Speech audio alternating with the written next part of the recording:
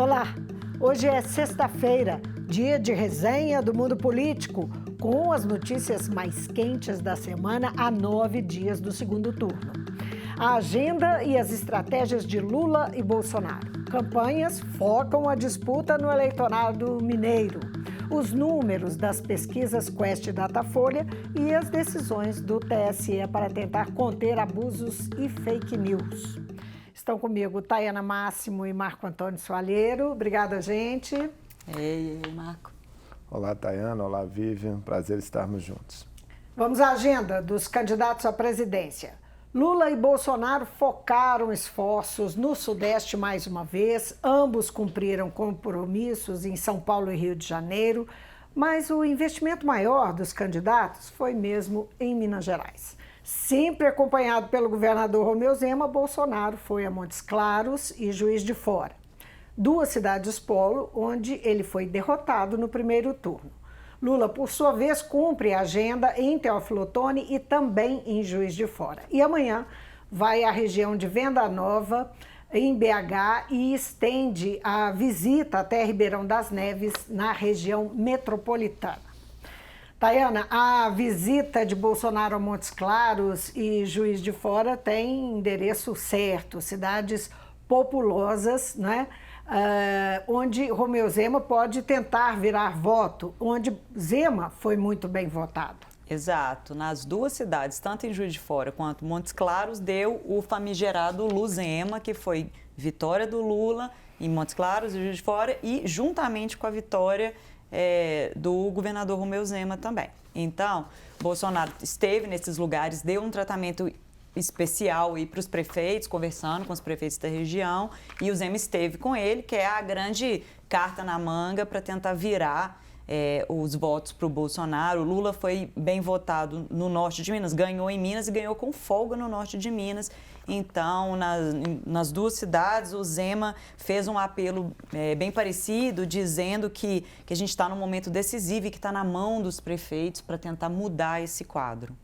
E enquanto Bolsonaro vinha a Minas, né, a mulher dele ia para São Paulo com agenda de candidata, segundo a imprensa. Isso, foi para São Paulo. Ela já passou um tempo no Norte e Nordeste, agora está aqui no Sudeste. Foi para São Paulo, hoje acho que deve estar chegando em Minas também para andar aí junto com a senadora eleita Damares Alves.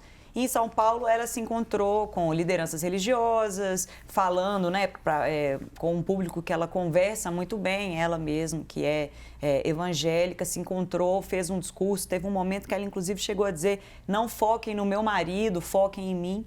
Então, ela é uma aposta da campanha para tanto fazer estabelecer assim, a relação com esse público religioso, que é muito importante, é uma base importante do presidente, quanto para tentar diminuir a rejeição dele com as mulheres.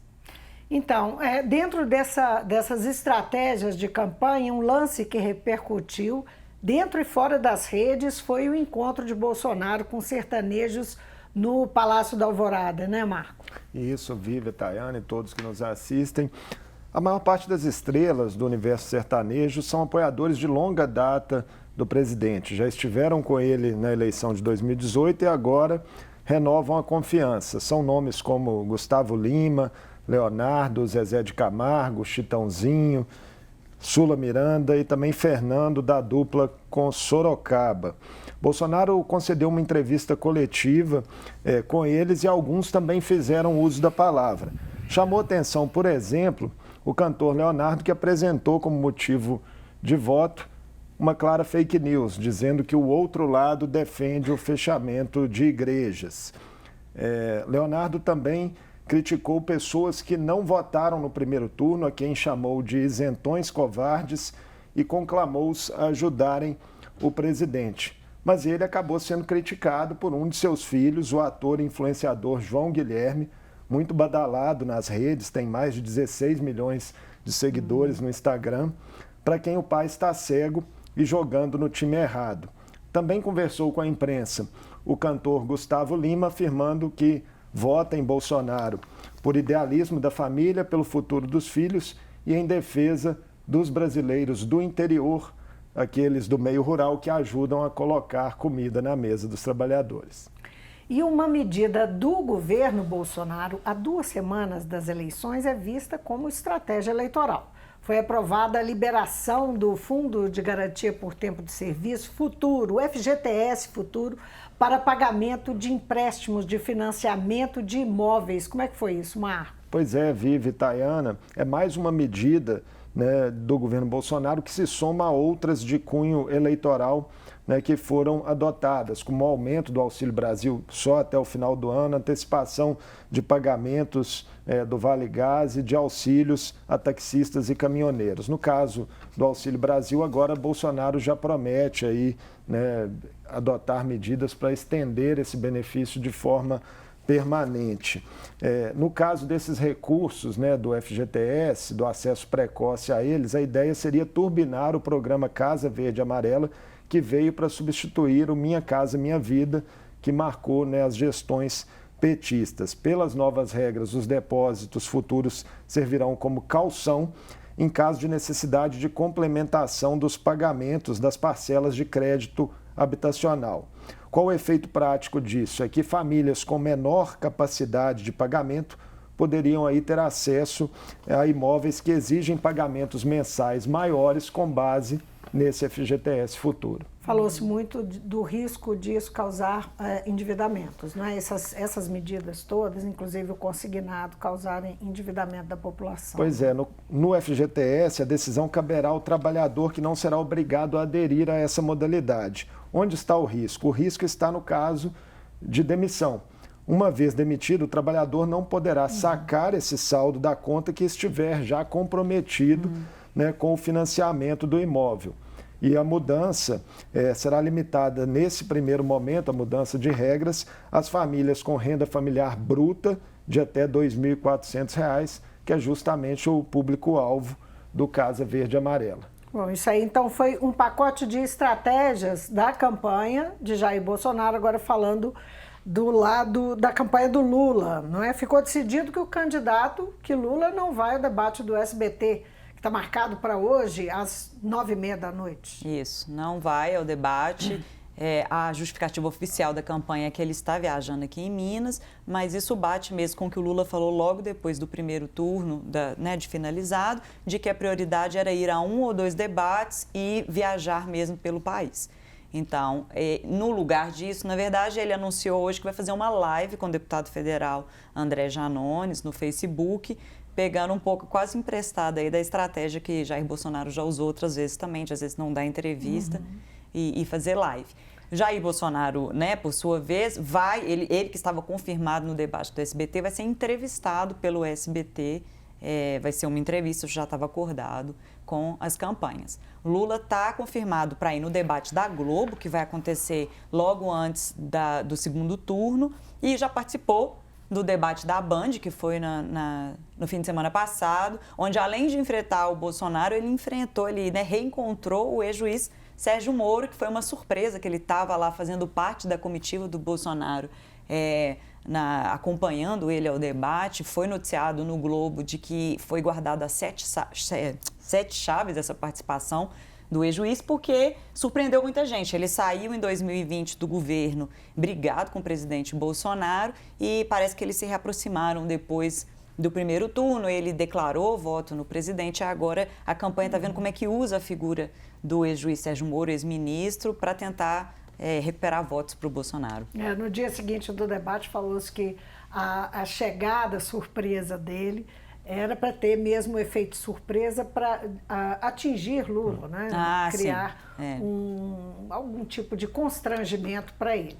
Isso jamais saberemos se ocorreu. Eu acho que, não tenho certeza se foi a Bela Megali, mas tem uma coluna no Globo falando sobre a resposta do Lula, e segundo a coluna, diz que ele deu uma risada e falou, bom, se o objetivo era causar constrangimento, não conseguiram. Então, isso aí foi o que a campanha colocou, né, soltou. Nesse primeiro debate, né, Vivi e Tayana, foi muito elogiado o formato que permitia ali maior interação direta entre os dois candidatos, eles tendo que administrar o próprio tempo, em blocos ali de 30 minutos, onde cada um falava por 15 minutos. E mais soltos também, mais né? soltos. No cenário. Caminhando o consenso mais entre os analistas foi de que Lula se saiu melhor no primeiro bloco que teve, né, esse formato, e em um segundo bloco Bolsonaro acabou lidando melhor com a questão do tempo e inclusive podendo usar uma frase, um discurso mais longo ali no final. Mas foram em relação a temas também, né? Lula, na primeira participação, puxou muito o tema para a gestão da pandemia, que é um tema bastante incômodo ao governo Bolsonaro, e Bolsonaro puxou a questão da corrupção no período em que se saiu melhor. E Simone Tebet está fazendo uma participação significativa nas estratégias de Lula. Ela jantou essa semana com representantes da elite econômica do país. Esse jantar rendeu frutos para a campanha, não é, Marco Antônio? Rendeu sim, Vivi, Tayana. Mais de 70 empresários declararam apoio a Lula após o encontro realizado na mansão do banqueiro Cândido Bracher, ex-presidente do Itaú, e da ambientalista Tereza Bracher, em São Paulo. Estavam lá executivos de Itaú, Bradesco, Santander, Banco Safra, Morgan Stanley, Cielo, Grupo Ultra, Suzano e Grupo Europa. Realmente bastante representativo assim, do PIB nacional.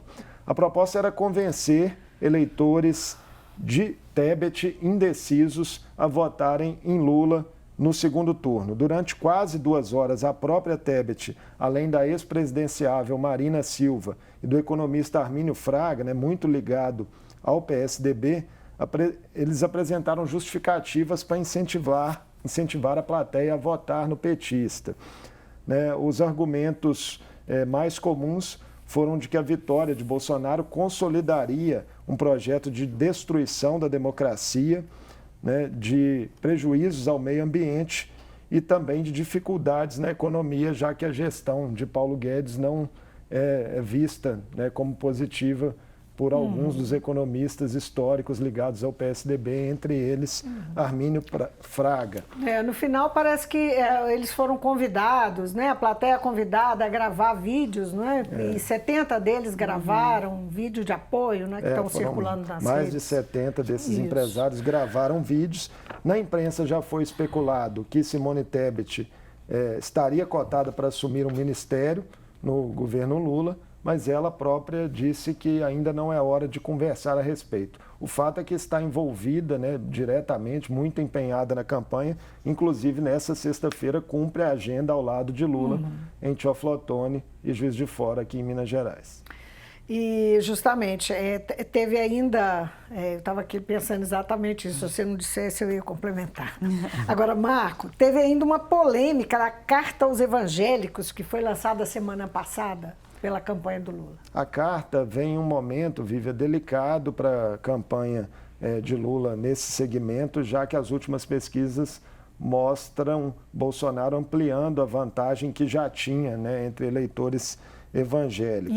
E havia uma discussão interna muito intensa, não é? Eles demoraram um pouco para soltar essa carta. Demoraram semanas a tomar essa decisão. Parece que a postura do presidente do ex-presidente Lula era de que ao fazer uma carta, ele, de certa forma, estaria meio que cedendo a uma chantagem dos adversários, porque ele não se considera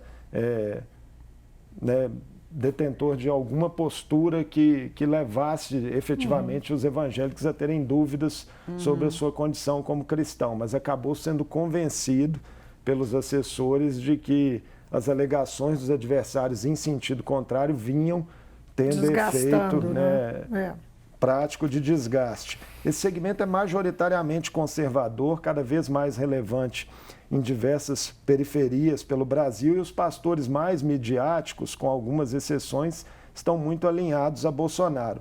Lula procurou enfatizar no documento e também em discursos durante o ato que marcou o lançamento, especialmente 3 pontos. O primeiro deles, o fato de ter sido na gestão dele, Lula, que foi sancionado o projeto de lei que garante a liberdade religiosa no país. Lula também se declarou contra o aborto, lembrando que é um tema a ser decidido pelo Congresso, e manifestou repúdio à hipótese de banheiro unissex em colégios. Lula ainda assumiu o compromisso de não usar símbolos da fé para fins político-partidários. Agora, outra estratégia da campanha foi chamar a militância para bombar a audiência do podcast Flow, né? E deu certo, hein, Tayana? Deu. Quem fez, o deputado federal André Janones, que está assumindo esse lugar de destaque na campanha do Lula, de trabalhar com as redes sociais e com a internet, ele lançou uma espécie de desafio chamando as pessoas para assistirem o programa e deu certo. A entrevista, né, que é transmitida no YouTube teve mais de 1 milhão de views simultâneos, ou seja, mais de 1 milhão de pessoas assistindo ao mesmo tempo.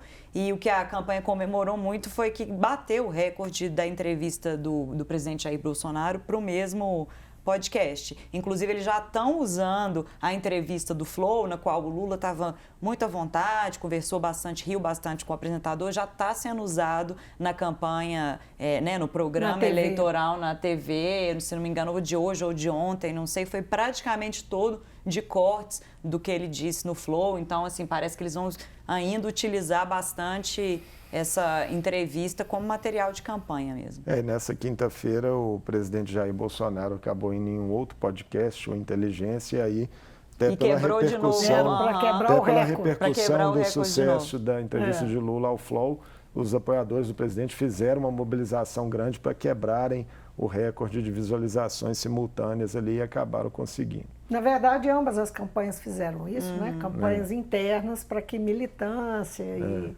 apoiadores e simpatizantes subissem, né? A audiência dos programas.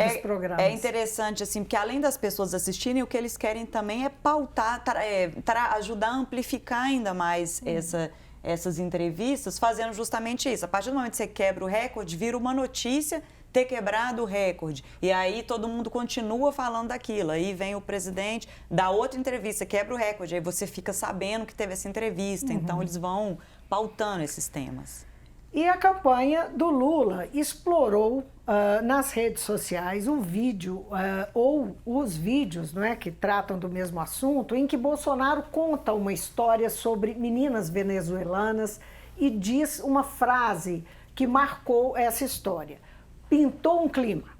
O assunto foi uma dessas batalhas mesmo das redes, né, Tayana? Sim, é uma batalha e parece que é uma batalha que vai continuar. O vídeo viralizou no sábado, ele tinha dado essa entrevista na sexta-feira e ele conta, o presidente estava dando uma entrevista para um podcast contando que ele estava visitando uma região perto do no Distrito Federal e que viu duas meninas, segundo ele, de 14 e 15 anos, duas imigrantes venezuelanas, e aí a frase, ele disse que ele tirou o capacete, desceu da moto e que aí ele usa a frase, abre aspas, pintou um clima, e por isso que ele entrou na casa, e quando ele entrou na casa, que as meninas estariam se prostituindo. Então, foram duas polêmicas, né? Tanto o uso ele concluiu da que frase, elas estariam se prostituindo, porque elas afirmou, estavam muito arrumadinhas, sim, ele usa mesmo. essa expressão. Ele usa essa expressão e imediatamente o assunto começou a gerar muito nas redes, e aí a primeira-dama, Michele Bolsonaro, e a ministra Damares entraram em cena, a imprensa noticiou, né, foram encontrar com as meninas venezuelanas, aparentemente pediram para que elas gravassem um vídeo, né, isso que a imprensa está noticiando. As meninas não gravaram, então na terça-feira o presidente Bolsonaro gravou um vídeo ao lado da esposa Michele e ao lado da representante do governo... Da oposição, do governo venezuelano, do autoproclamado presidente Juan Guaidó, então isso aí já é uma outra polêmica, pedindo desculpa, dizendo que tudo não passou de um mal-entendido, falando que as meninas eram trabalhadoras. Agora, a história ainda está rendendo frutos. O Igor Gadelha, no Metrópolis, contou que dentro da própria campanha do presidente teve gente que não gostou de que ele tivesse gravado o vídeo, porque acaba que chama um pouco mais a atenção. O PT também está nas redes mostrando que existem outros vídeos onde ele diz isso, parece que está tentando utilizar as falas na propaganda eleitoral. Parece então, que é uma história que ele reconta, né, por diversas vezes, sim, pelo menos por 3 vezes. isso, desde que em apareceu, ocasiões diferentes, ele reconta essa em São história. Paulo. Apareceram outros vídeos sempre contando a história semelhante. Que ele estava de moto andando pelas sim, e dizendo, por Brasília, isso. ele passou num lugar e teve essa experiência. Exato. Então, assim, aí, logo depois que esse primeiro vídeo viralizou e depois que ele também pediu desculpa, outros vídeos apareceram. Então, assim, na reta final da campanha, parece que é um assunto ainda que não conseguiram abafar mesmo. E parece que isso aí vai virar uma disputa ainda, provavelmente até o segundo turno. Bom, e essa semana a Folha de São Paulo publicou uma matéria em que afirma que o Ministério da Economia estuda desindexar o salário mínimo e a aposentadoria da inflação. Os reajustes anuais passariam a ser feitos pela meta da inflação estabelecida a cada ano pelo Ministério da Economia. O assunto, que afeta milhões de eleitores, caiu nas redes. O presidente Bolsonaro e o ministro Paulo Guedes reagiram em seguida. Marco Bolsonaro negou a notícia num primeiro momento, falou em ganho real do mínimo, né? Mas admitiu uma proposta de indexação, tudo na mesma fala, não foi isso? Foi uma semana quente aí em relação a esse assunto, porque a campanha de Lula explorou bastante, né, em declarações e nas redes a possível alteração na correção do salário mínimo que desse espaço a reajustes inferiores à inflação, né, a partir de informações que teriam vindo de fontes do Ministério da Economia. Segundo essas fontes, uma PEC seria apresentada, né, após as eleições, mas o teor dela, de forma definitiva, ainda estaria sendo estudado. O Ministério da Economia defendeu mesmo a desindexação de despesas do orçamento, mas, segundo o ministro Paulo Guedes, a intenção é não mudar as regras de reajuste do salário mínimo e de aposentadorias no meio do jogo. Já Bolsonaro prometeu, de fato, que haverá aumento real no próximo ano para o salário mínimo e também para o funcionalismo público, mesmo com o governo tendo apresentado para 2023, pelo 4º ano seguido, uma proposta orçamentária sem essas previsões de forma clara. Só a título de clareza assim, do que a gente está falando, se por acaso o salário mínimo deixar de ser corrigido pela inflação como é hoje, por exemplo, 2021 foi 10,06%, não é, a inflação do ano. Então, a correção foi por esse valor. É uma recomposição apenas. Se fosse pela meta da inflação, seria de 3,5%, só a título de comparação. Prejudicaria muitos aposentados, pensionistas e os trabalhadores mais humildes do país. Bom, e a expectativa é que o ambiente das redes vai tender a piorar. Que as pesquisas divulgadas essa semana sugerem um cenário mais apertado que acirra o embate. Vamos ver agora 2 pesquisas. Quest e Datafolha, ambas publicadas na quarta-feira. A Quest foi realizada entre domingo e terça e Datafolha entre terça e quarta. Na Quest, em votos totais da pesquisa estimulada, Lula tem 47% e Bolsonaro 42%. Brancos e nulos 6%, indecisos e não sabem 5%. Na semana passada, em relação à semana passada, Lula perdeu 2 pontos e Bolsonaro ganhou 1. Tudo dentro da margem de erro de 2 pontos percentuais previstos para essa pesquisa Quest. Na pesquisa Datafolha, também votos totais da estimulada. Lula tem 49%, Bolsonaro 45%. Lula manteve os mesmos 49% da pesquisa da semana anterior e Bolsonaro tinha 44%, ganhou 1 ponto. E temos aí brancos e nulos são 4%, indecisos não sabem 1%. A variação também ocorre dentro da margem de erro de 2 pontos percentuais. Esses levantamentos da Quest e do Datafolha, assim como outras pesquisas, né, dos institutos mais conhecidos divulgadas essa semana, estão aí todas caminhando na mesma direção, né? Em votos válidos, se a gente for projetar esses números que a gente viu, vai dar ali o ex-presidente Lula entre 52% e 53%, e Jair Bolsonaro entre 47% e 48%, a diferença média, então, de 4, no máximo 5 pontos. Né? Isso aí, votos válidos são tirando os indecisos, os que não brancos sabem e ou não nulos. responderam. Uma subida de Bolsonaro, né, leve, é o que mostra esse conjunto das pesquisas, puxada pela diminuição de sua rejeição pessoal, uma melhora na avaliação de governo e efeitos dos auxílios já começando a aparecer aí com uma subida do presidente nos percentuais de voto entre os eleitores mais pobres. Mas com Lula estagnado, né, o que fica de clima geral para a última semana de campanha é realmente uma tendência de acirramento.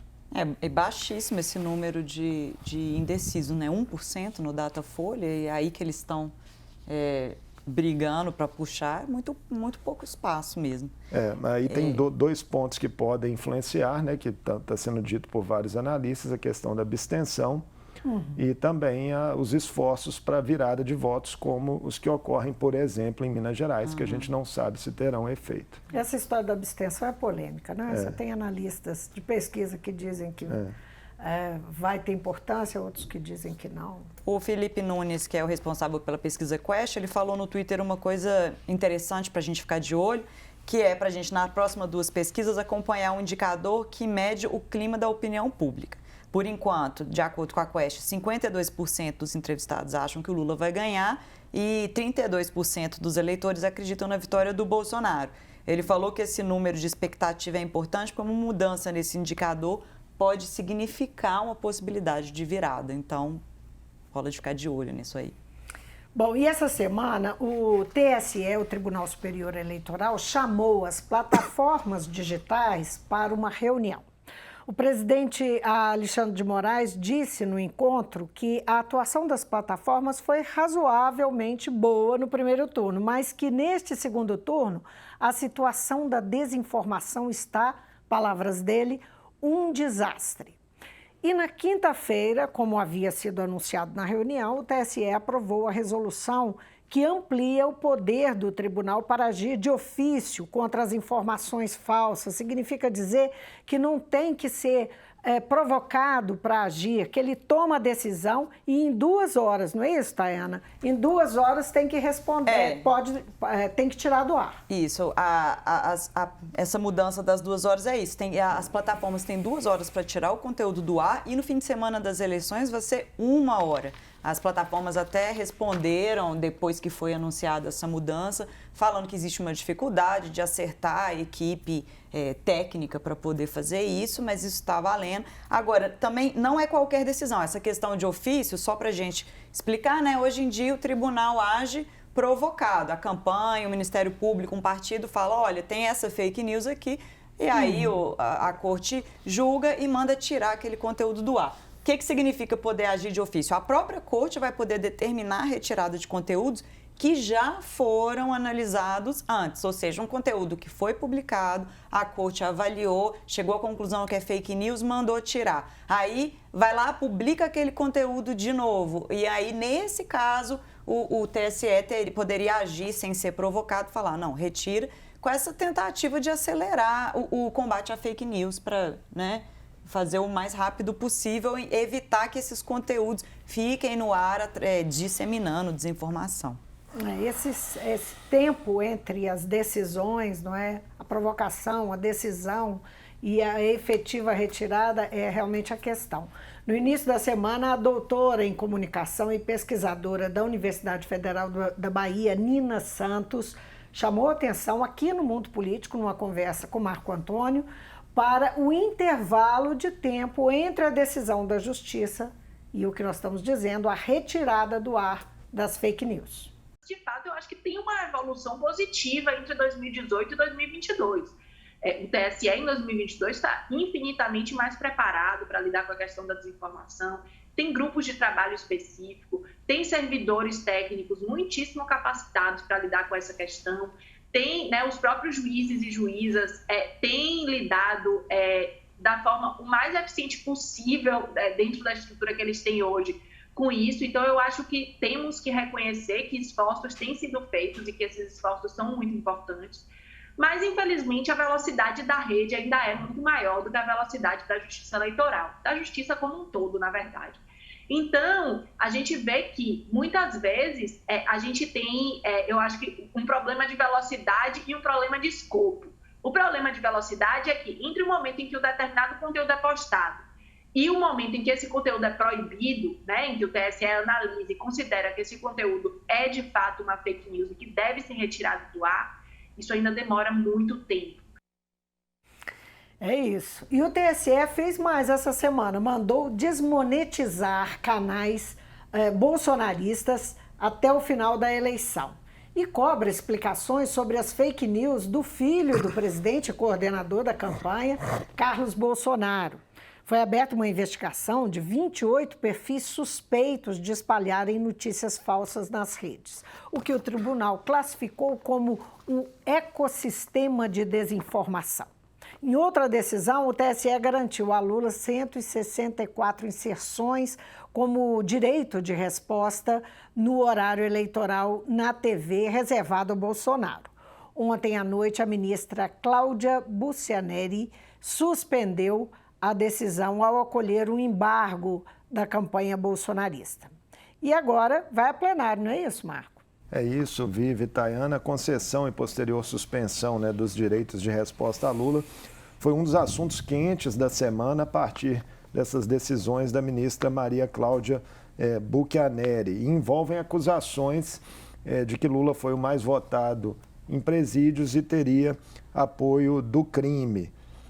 Com a decisão, até que o plenário do TSE analise o caso, Lula terá garantido por hora, né, apenas 20 inserções de direito de resposta na programação de Bolsonaro nos próximos dias, relativos a outras reclamações. Essas contestações específicas sobre as alegações das 164 inserções, só se ele ganhar definitivamente, né, a batalha em plenário. Bolsonaro, por sua vez, né, ganhou 2 direitos de resposta essa semana que lhe renderam 22 inserções que eram do petista.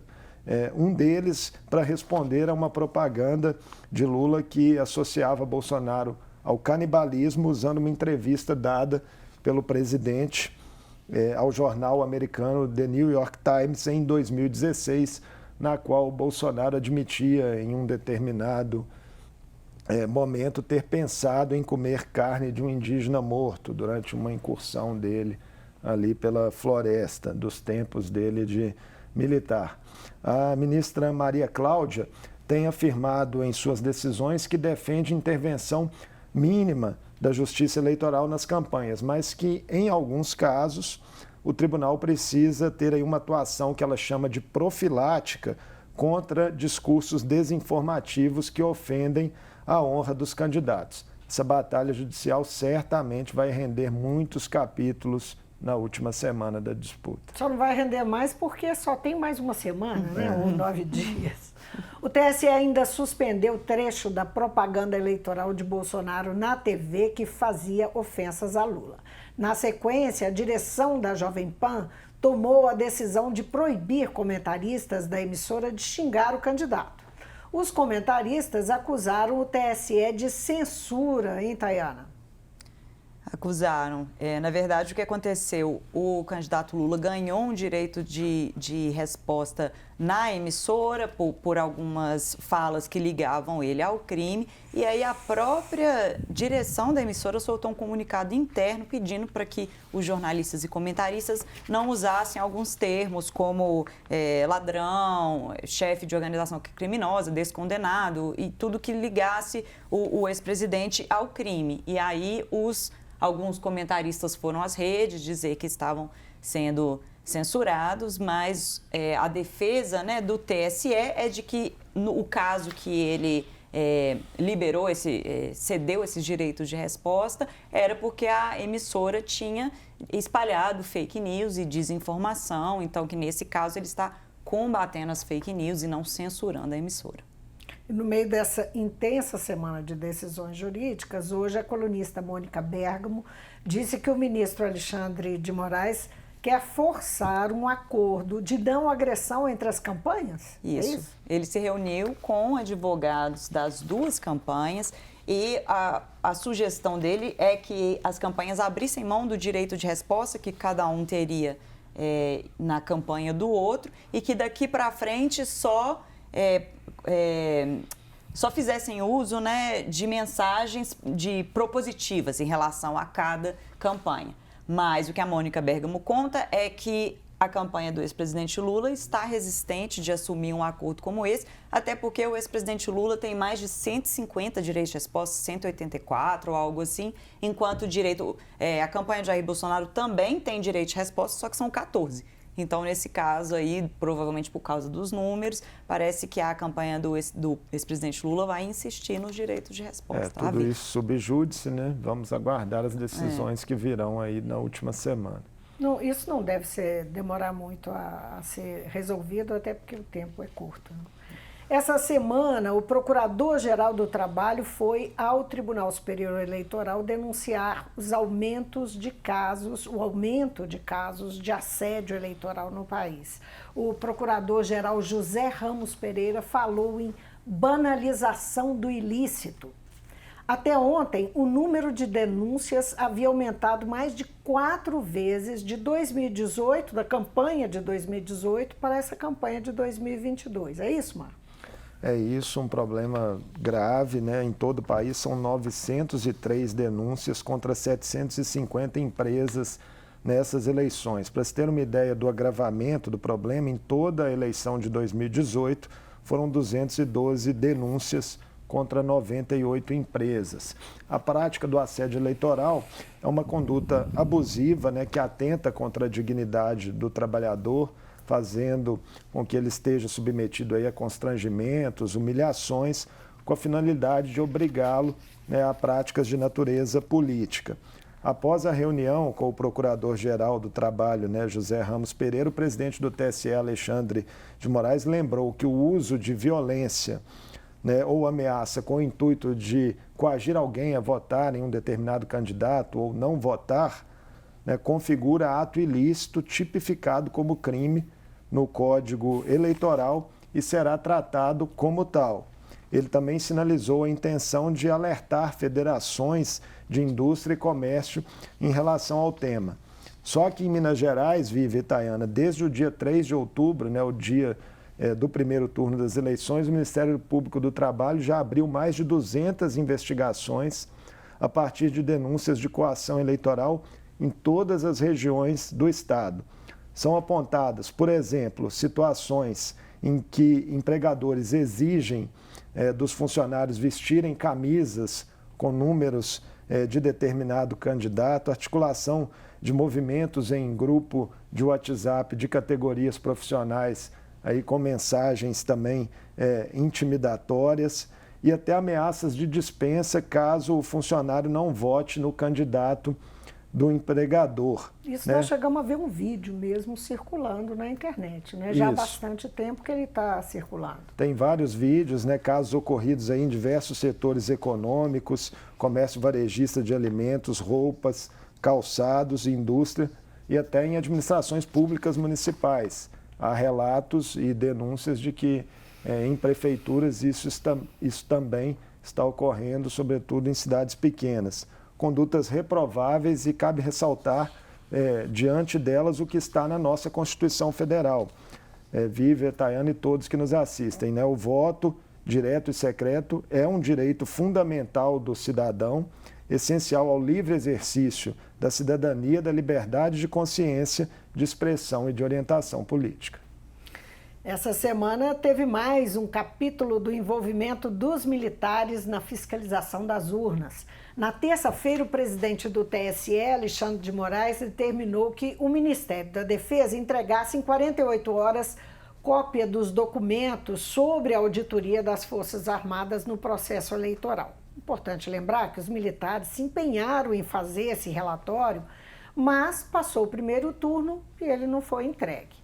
Então, Marco Antônio, o Ministério da Defesa respondeu. Respondeu afirmando que vem seguindo as regras definidas pelo próprio TSE, né, para fiscalização das eleições e um relatório sobre o trabalho da pasta, nesse sentido, só será produzido e finalizado após o segundo turno.